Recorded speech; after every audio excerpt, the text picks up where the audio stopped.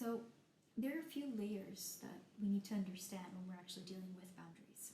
Because most people, they tend to jump to the "he crossed my boundary" conclusion first. But I want you to understand that while this may be absolutely true, it's also the most superficial one and the one that's the hardest to control. Because as we know, it's impossible to control other people.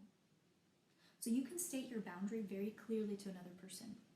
You can clarify whether or not they have understood it. You can even tell them about the consequences of them not respecting that boundary. And they may still choose to ignore it. So the most superficial boundary is that of you respecting mine, you respecting my boundary. But as I said, people may still choose to not respect your boundaries. And then what? Should we suffer because of this? So the layer underneath this, what really matters is whether or not I hold and respect my own boundary. Do I put myself in situations that are not good for me?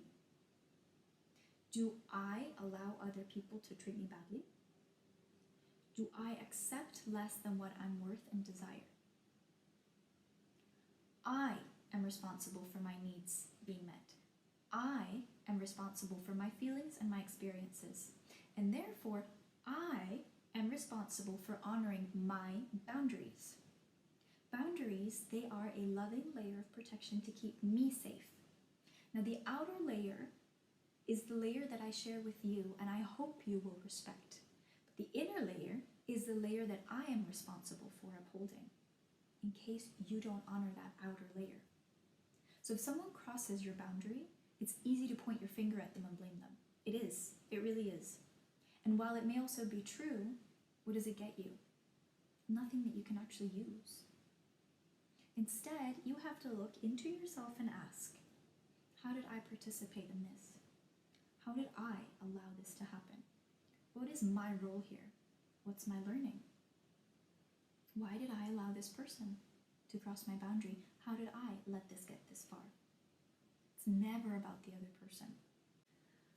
So yeah, there are cases where there truly is a violation, but I'm not talking about those cases. I'm talking about the places where you stopped being fully responsible for yourself. And then you put the responsibility of your well-being and happiness on another person. Now finally, there is the matter of respecting another person's boundaries. Because we are so good at making a fuss when somebody crosses our boundary. And yet, we tend to struggle to honor and respect other people's boundaries. It can be really difficult to hear a no from another person. We can take it so personally, forgetting that the other person is merely placing a loving layer of protection around themselves, just as I do.